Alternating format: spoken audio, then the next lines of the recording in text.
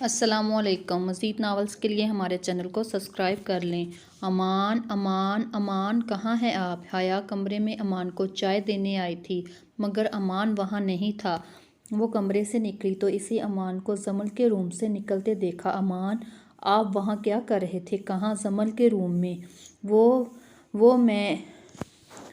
وہ میں اس کے روم کا اے سی چیک کر رہا تھا، شاید کام نہیں کر رہا تھا۔ اوہ اچھا، وہ آپ کی چائے رکھتی ہے، پی لیجئے گا۔ تم کہاں جا رہی ہو؟ میں مما کے پاس۔ کیوں؟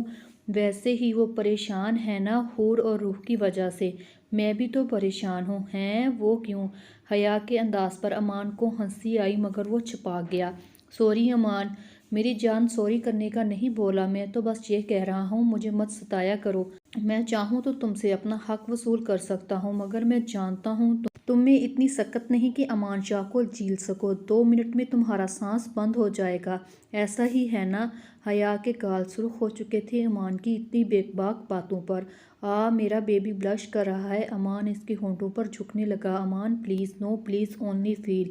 امان نے ایک ہاتھ اس کے بالوں میں پھنسایا اور ایک ہاتھ کمر میں ڈال کر اس کو بیڈ پر گرایا، خود اس کے اوپر جھکا اور نرمی سے اس کے ہونٹوں کو اپنے ہونٹوں میں جکڑا۔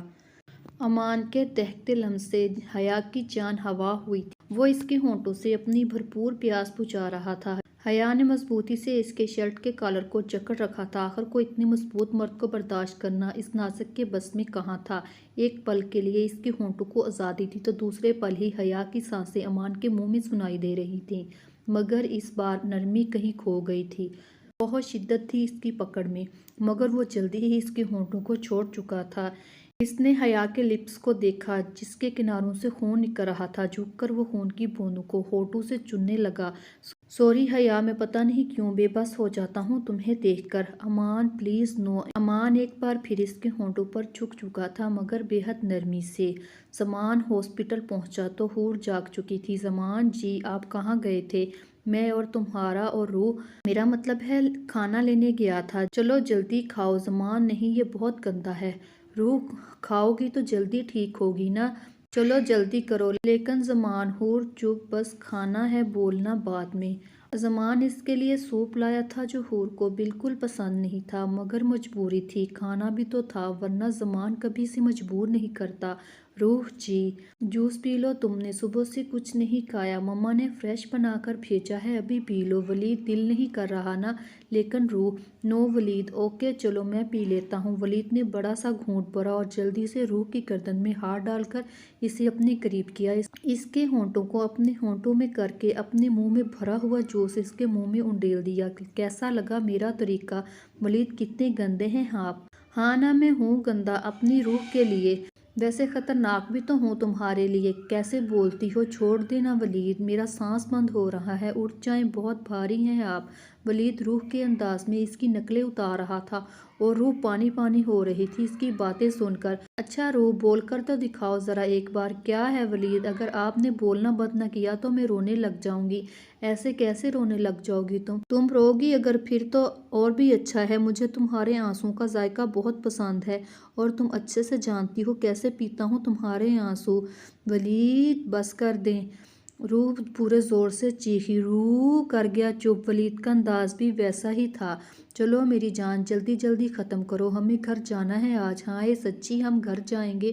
بالکل، وہ کیا ہے نا، ہاسپٹل کا بیڈ بہت چھوٹا ہے، یہاں پر میں تمہارے ساتھ لیٹ نہیں سکتا اور کہیں اور مجھے نیند نہیں آتی، تمہیں پتہ ہے نا مجھے ڈر لگتا ہے اپنی روح کی باہوں کے بغیر۔ ولی آپ کو سچ میں ڈر لگتا ہے میرے بغیر؟ ہاں نا روح؟ ولید معصومیت کی بھرپور ایکٹنگ کر رہا تھا اور روح کی آنکھوں میں موٹے موٹے آنسو آ چکے تھے۔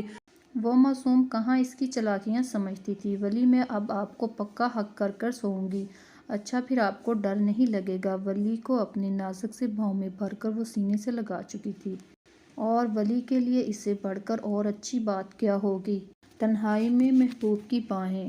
اسما بیٹا، آپ عنبر بیٹے کو کمرے میں لے جاؤ۔ جی بابا، آئیں آپو۔ اسما اکرم بابا کی بیٹی تھی اور وہ دونوں زیان کے فارم ہاؤس میں رہتے تھے۔ نہیں اسما، تم ایسا کرو، میرے لیے چائے بناؤ، میں خود ہی عنبر کو اوپر چھوڑ آتا ہوں۔ جی بھائی۔ زیان نے عنبر کو باہوں میں اٹھایا اور اوپر کی طرف چل دیا۔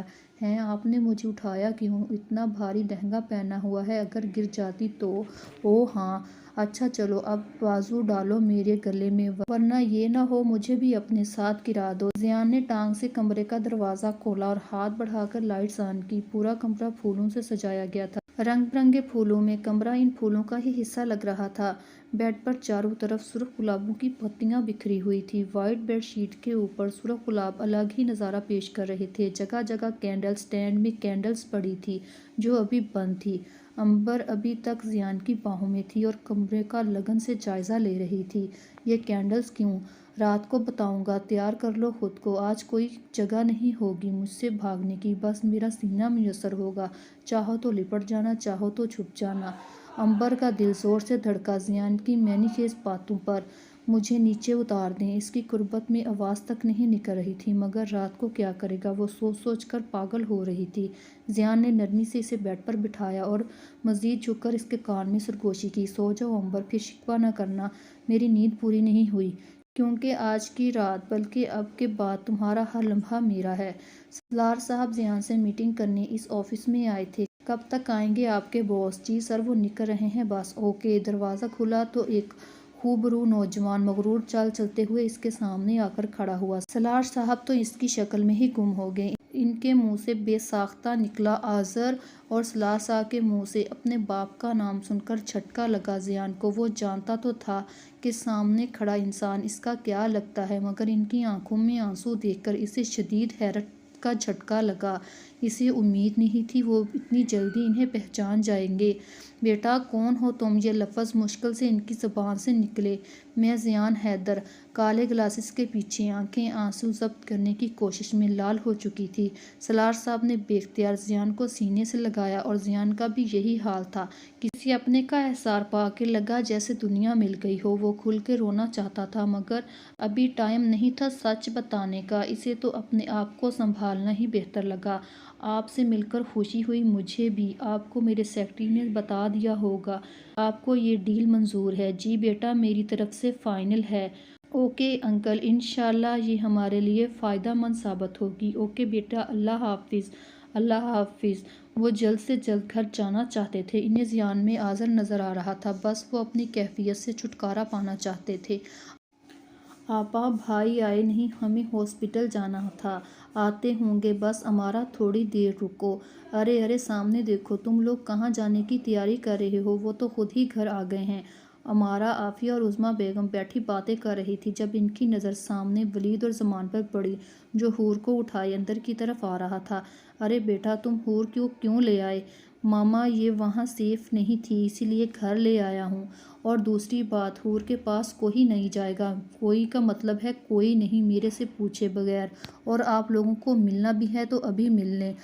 اور پتر تو کیوں لے آیا روح کو؟ اس سے کہ پہلے ولید کچھ کہتا روح بول اٹھی، وہ تائی جان ولی کو ڈر لگتا ہے نا میرے بغیر، اس لیے ہیں پتر ڈر اور اسے اماں روح کو سب پتا ہے، میں آتا ہوں اسے کمرے میں چھوڑ کر۔ ویسے ایک بات تو ہے میری بیٹیاں بہت خوش نصیب ہیں، انہیں اتنے پیار کرنے والے شوہر ملے ہیں، بہت معصوم ہیں ہمارا تیری بیٹیاں، اسی لیے اللہ نے ان کے لیے اچھا کیا ہے۔ جی آپا، اور آپ کا بیٹا بہت پاگل ہے۔ ہاں مجھے پتا ہے، میں نے ہی پیدا کیا ہے۔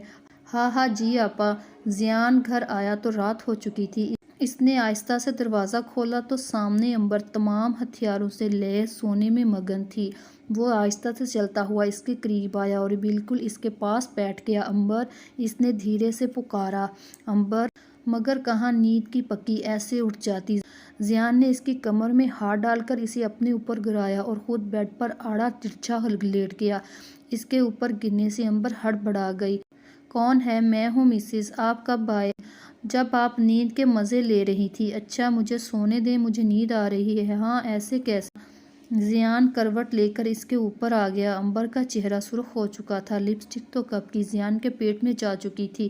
اس کے بھیگے ہوئے لب اسے مزید بہکا رہے تھے۔ آج تو موقع تھا اور دستور بھی، اور سب سے بڑھ کر حق بھی تھا۔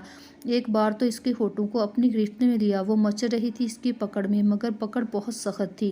آج تو وہ جی بھر کر اپنی پیاس بجھانے کے چکر میں اس کے ہونٹوں میں اپنے ہونٹ الجھا کر اب اس کے ہاتھ اس کی کمر پر رینگ رہے تھے، اور امبر کی جان ہوا ہو رہی تھی اس کی جسارتوں پر۔ جان تو تب نکلی جب کمر سے بلاؤز کی ڈوریاں کھلتی ہوئی محسوس ہوئی۔ تڑپ کر زیان کو پکارنا چاہا مگر آواز زیان کے منہ میں ہی کہیں دب گئی۔ وہ اس کے ہونٹ اس قدر سرخ کر چکا تھا جیسے ابھی خون نکل آئے گا، مگر دل ابھی بھی نہیں بھرا تھا۔ اس کے بھیگے ہوئے ہونٹ ضیاء شاہ کو بہکا رہے تھے۔ ہاتھ کو پیچھے لے جا کر اس نے بلاؤز کی ڈوریاں کھولنا شروع کی۔ اس کی انگلیاں کمر سے ٹچ ہوئی۔ عنبر کا دل زور و شور سے دھڑکا۔ ضیاء ڈوریوں کو چھوڑ کر انگلیوں کے پوروں سے اس کی کمر سہلانے لگا، لیکن عنبر کی جان نکل رہی تھی اس کی انگلیوں کے گرم لمس سے۔ عنبر، آج کی رات میری ہے، بلکہ ہم دونوں کی ہے، لیکن جو انجوائے کرے گا اسی کی ہوگی نا۔ اگر تمہیں رونا ہے ساری رات، لیکن بھول جاؤ تمہارے آنسو مجھے پگھلا سکیں گے۔ آج اپنے وجود پر میری شدتیں برداشت کرنا ہوں گی تمہیں۔ وہ انگوٹھے سے اس کے ہونٹ سہلاتا ہوا اپنے ارادے بتا رہا تھا۔ بٹن کھولو میری شرٹ کے۔ عجیب سی فرمائش پر عنبر نے آنکھیں کھول چکی تھی۔ اس نے حیرانگی سے اس کی طرف دیکھا، مگر وہ پرسکون سا اسے دیکھنے میں محور تھا۔ ایسے کیا دیکھ رہی ہوں، تمہارا ہی ہوں، جتنا چاہو دیکھو، ابھی جو کہا ہے وہ کرو۔ لیکن کیا؟ بٹن کھولو۔ وہ، ڈرو نہیں، میں تمہیں نہیں جلاؤں گا۔ اس نے ہاتھ بڑھا کر لائٹس آف کر دی اور لائٹر کی آگ بھی بند ہو چکی تھی۔ کمرے میں اس وقت مکمل اندھیرا چھا چکا تھا۔ عنبر اندھیرے کو محسوس کر کے چلا اٹھی، لیکن ضیاء نے اس کی چیخ کو اس کے منہ میں ہی دبا دیا۔ اندھیرا، تنہائی اور محبوب کے لب کون ظالم نہ بہکے۔ یہ تو پھر ضیاء شاہ تھا، اور محبت بھی باہوں میں تھی۔ ایک دم سے اسے اٹھ چھوڑ کر ضیاء کھڑا ہوا۔ جب عنبر کو لگا ضیاء پاس نہیں ہے تو اس نے پکارا، ضیاء کہاں ہیں آپ؟ ضیاء پلیز ایسا نہ کریں، ضیاء پلیز۔ مگر ضیاء اس دنیا میں ہوتا تو سنتا، وہ کسی اور ہی منزل پہنچ چکا تھا۔ اس کی تیز دھڑکنیں اپنے ہونٹوں پر محسوس کر رہا تھا، اس سے پہلے کہ وہ اپنا حق وصول کرتا۔ کمرے میں موبائل کی آواز گونجی۔ ضیاء نے سر اٹھایا، عنبر پر اپنی شرٹ ڈالتے ہوئے فون اٹھایا۔ فون پر جگمگاتے نام کو دیکھ کر اس کا موڈ پوری طرح خراب ہو چکا تھا، مگر پھر بھی کال ریسیو کی۔ جی ڈیڈ، کہاں ہو ضیاء؟ کتنے دن سے نظر نہیں آئے۔ کچھ نہیں ڈیڈ، بس کسی کے ہوش ٹکانے لگا رہا تھا۔ اس نے عنبر کی طرف دیکھ کر ہونٹوں پر طنزیہ مسکراہٹ سجا کر ملک کو جواب دیا، تم جہاں بھی ہو ابھی گھر آؤ۔ مگر ڈیڈ، اگر مگر کچھ نہیں، ابھی کا مطلب ہے ابھی۔ اوکے، آتا ہوں ڈیڈ۔ وہ اس سے بھی شک نہیں کروانا چاہتے تھے، اس لیے آنے کی حامی بھر لی۔ کال بند کر کے اس نے لائٹ آن کی تو عنبر نے زور سے آنکھیں مینچ لی، کیونکہ وہ شرٹ لیس تھا۔ آنکھیں کیوں بند کر رہی ہو؟ شرٹ تو تم نے بھی نہیں پہنی۔ عنبر نے جھٹ سے آنکھیں کھولی اس کی بات سن کر۔ اس کا چہرہ سرخ ہو چکا تھا شرم کی وجہ سے۔ میرا بچہ بلش کر رہا ہے۔ ضیاء اس کی بات سمجھ چکا تھا، اسی لیے الماری سے اپنی شرٹ نکالی اور اس کے قریب آیا، جھک کر اس کے چہرے کے قریب آیا۔ آج چھوٹ مل گئی میری جان تمہیں، مگر کب تک؟ ہلکا سا اس کے لبوں کو چھوتا پیچھے ہوا۔ یہ لو کپڑے چینج کر کر سو جانا۔ اوکے، میں آتا ہوں تھوڑی دیر تک، اللہ حافظ۔ شکر ہے چلے گئے کھڑوس۔ امی جی، مجھے بات کرنی ہے آپ سے۔ ہاں امان پتر، بول۔ امی، آپ کو اپنے بیٹے پر ترس نہیں آتا؟ ہائے ربا، کیوں میرا بیٹا؟ تجھے کیا لقوہ ہوا ہے جو ترس کھاؤں تجھ پر؟ یا پتر تجھے نشے کی لت لگ گئی ہے جو تجھے مل نہیں رہا اور تم ترس رہے ہو؟ امی خود بتائیں، آپ کے دونوں بڑے بیٹے اپنی بیویوں کے ساتھ کمرے میں سکون سے سو رہے ہیں اور میں بیچارہ اکیلا، میرا دل نہیں لگتا۔ تو میری بھی شادی کر دے، اب میرا دل نہیں لگتا حیا کے بغیر۔ تو بیٹا اس کے بغیر رہتے کب ہو؟ رات کو اتنی دیر بیٹھ کر دونوں گیمز کھیلتے ہو، اکٹھے کھانا کھاتے ہو، آتے جاتے اکٹھے ہو، ابھی بھی اکیلے ہو تم؟ تائی جان، آپ مجھ پر ہی نظر رکھتی ہیں سارا دن۔ امان کی تو حیرانگی سے آنکھیں ہی کھل گئی تھی۔ کیا بن گیا تھا اس کے ساتھ؟ عظمیٰ تائی کو سب پتہ ہے۔ ہاں پتر، تیرے تایا جان تو سارا دن اخبار پڑھتے رہتے ہیں اور میں تم لوگوں پر نظر رکھتی ہوں۔ آپ تھوڑی نظر تایا جان پر بھی رکھ لیا کریں۔ آفس میں نیو سیکرٹری رکھی ہے، قسم سے بہت اچھی ہے، اب آپ کو بھول جائیں گے وہ۔ کوئی نہیں پتر، آفس میں رہ لیں گے اس کے ساتھ، گھر میں کس کے پاس انہوں نے اچھی طرح پتہ ہے تیرے تایا کو میرا۔ او اچھا، آپ لوگ اپنی چھوڑیں، میرا کچھ کریں۔ اچھا پتر، صبح بابا سے بات کریں گے۔ اوکے، آپ دادا جان سے بات کر لیجئے گا یاد سے۔ آپا جی، مجھے تو ولید بہت اچھا لگتا ہے، دیکھا نا آپ نے کتنا کرتا ہے، روکا گرم ہوا تک نہیں لگنے دیتا۔ جی آپا، اللہ بس ان کی قسمت اچھی کرے۔ حور کبڈ میں سر دیے کچھ تلاش کر رہی تھی، اسے اپنے پیچھے کچھ محسوس ہوا۔ اس نے مڑ کر دیکھنا چاہا تو سیدھا ضیاء کے سینے سے ٹکرائی۔ دھیان سے مسز، دل میں تو آپ ہیں، اب کے اندر گھسنے کا ارادہ ہے۔ زمان نے اس کی کمر میں ہاتھ ڈال کر اسے مزید نزدیک کیا، اس کے بالوں میں انگلیاں پھنسا کر اس کا منہ اوپر کیا۔ کیا ہوا؟ چپ کیوں ہو؟ ڈر لگ رہا ہے؟ کس بات کا؟ میرا ڈر، میری شدتوں کا ڈر، میرے بدلوں کا ڈر، میرے پیار کا ڈر؟ نہیں نہیں تو اچھا پھر یہ پسینہ کیوں؟ میری قربت میں تم کیوں بھیگ رہی ہو؟ وہ کیا وہ کتنا تڑپایا ہے نا تم نے؟ اب جھیلو مجھے اپنی اس نازک جان پر۔ زمان آپ کو کیا ہوا ہے؟ ایسی باتیں کیوں کر رہے ہیں؟ کیوں نہ کروں؟ نہیں میں تو کروں گا، بلکہ صرف باتیں نہیں بلکہ باتوں پر عمل بھی کروں گا آج۔ زمان نے اسے باہوں میں اٹھایا اور ٹیرس پہ لے آیا جہاں ٹھنڈی ہوائیں چل رہی تھی، بادل گرج رہے تھے اور بجلی بھی چمکنے لگی تھی۔ لگتا ہے آج موسم کا موڈ بھی میرے موڈ جیسا ہے، آج بادل بھی بارش کریں گے۔ حور جی کیوں اتنا گھبرا رہی ہو؟ پتہ نہیں زمان، لیکن پتہ نہیں کیوں عجیب سا فیل ہو رہا ہے۔ گھنی مونچھوں تلے انابی لب مسکرائے، یہ سوچ کر زمان کے تقاضوں کو سمجھتی ہے۔ روح ہم اپنے رشتے کا آغاز کر سکتے ہیں، اب تم ٹھیک ہو؟ ویسے بھی تم سے دور رہنا اب میرے بس کی بات نہیں۔ وہ اس کے ماتھے سے ماتھا ٹکائے اپنے دل کا حال سنا رہا تھا۔ اب ہمیں ایک ہونا ہے تاکہ ہمارے دشمنوں کو مزید دور کرنے کا موقع نہ ملے۔ حور جی ساتھ دو گی نا میری زندگی کے اس خوبصورت سفر میں؟ بس میں چاہتا ہوں تم مجھ میں گم رہو اور میں تم میں۔ میں تمہارے اتنے قریب آنا چاہتا ہوں، میں جو سانس لوں اس میں بھی مجھے تم محسوس ہو۔ میں چاہتا ہوں تم مجھے پیار میں اتنا بے بس کر دو تمہیں میرے علاوہ کچھ نظر نہ آئے۔ تمہیں پتہ ہے تم ٹھیک نہیں تھی نا؟ بہت ضبط کیا میں نے خود پر۔ میں چاہتا تو تمہارا ہوش بھلا سکتا تھا، مگر میں نے تمہاری مرضی سے تمہارے قریب آنا چاہتا تھا، لیکن اب نہیں پوچھوں گا کیونکہ اب تمہاری اجازتیں بھی میری ہی ہیں۔ اس کی سانسوں کی تپش سے حور کا چہرہ جھلس رہا تھا، مگر وہ تھا سمجھ نہیں رہا تھا۔